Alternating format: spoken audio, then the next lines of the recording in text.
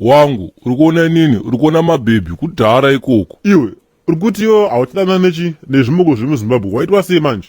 Inga ndiwe wakuona zviti heye chikombera chemabhebhi chete. This time zvekudanana nemabhebhi emuzimbabwe ka ndiona ndazvirega zvekudaro. Ndezvekurwara njere zviye. vazukuru vambuya nehandamana materapo. Triple C madi.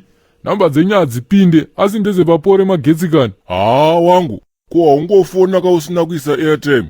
Unototanga watoisa airtime futi again wozofona waiziya kwete zvako zvauri kutaura zvekurwara njere izvi. Urikuti hauchade mabhebhi emuzimbabwe ko waitwa sei manje? Inga ndiona zviti hanzi heye chikombera chemabhebhi chete. Zvemabhebhi enyu izvi ndezvekurwara njere izvi. Ukamupromisa something ka anenge atokugara dhifi fanika sezvinonzi akakukweretesa chunhu. Ndiri kutoti hamheno zvimwe zvine musoro zvari kuda kutaura ini.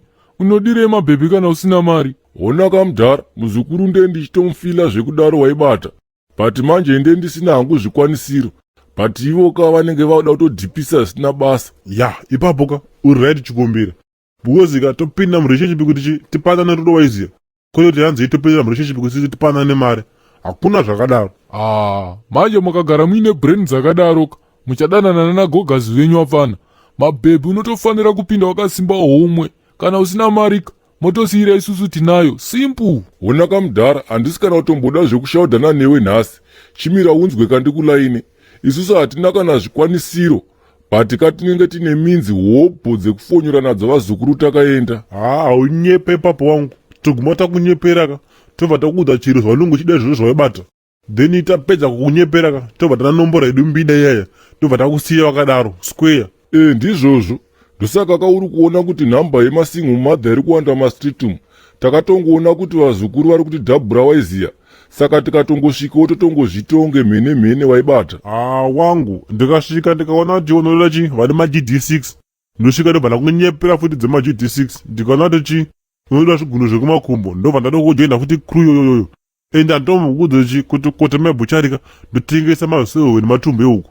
Ndodokudza kuti ihosewo yefishi neuku. Kamunotodaro because muri waizvi. Umwe wenyu kuda mbatuta akaseterwa pena nezuro kunational uku. Akakumbirwa simple thing nemuzukuru. Hanzi unondihayira taxi yedombi 50 ndoya kudheni kwako. Vatadza kubudisa kana sendi. Iwe muzukuru here uyoya. Tsek ewe. Mukuri here raitomona mbanje. Ndora ungati bhebhi reruro. Dai madamburo vakanakirwa nebhebhika vaitongobudisa mari same time. Zvese zvamumutaura kazvo zvana madamburo gaizika hazviko izvo. Apa kabva nyaya ingoripo ndekuti mabhebhi ngaadzikama.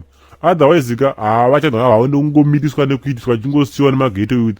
Because hanzi yeye ndoda kupimbwa nemukomana neGD6. Apa kumba kwenyu ka hamuna kana GD bar. Even GD baskoro ka kunenge kusina. Unenge uchingori neGD rusero chete. Wozoda kupfimbwa nemunhu ane GD6. Tsek ewe. Tanga yekunesisu maghetto youth mozograduate ka. Aizvi hamubve mataura kamuchiita kunge nini ndini vasikana vacho vakakudyai mari. Musandijairire vafana imimi. Togona kuguma tasimudzana panapo. Mudhara koti akutopesana futi. Ingatava tichiwirirana 1 pesa apo. Kuwirirana nani? Handitambe nemadofu akaita semini. Aiwo kwanewo. Usade kudisa pamuyedzo shaka. Ezvo zvikapa tiri kuchema Queen Elizabeth. Apo kapa gayaka ndakati kutofunga kuti ndikadidzwa kumariro ka ndikanzi ndishaure ndosikoshawara kapi. Obvious kandima kauraya. Simbu gaya kuti chika ndingenda kutora nechirungu ndititi it's you who killed ye, it's you who killed ye. It's no problem, it's relative. Wakati hauchada kundiona ukaona chiso changu unosotwa ndakazowana ari nani saka ndapota usafona ukati handidanane nerova aukwanise kundipa zvandinoda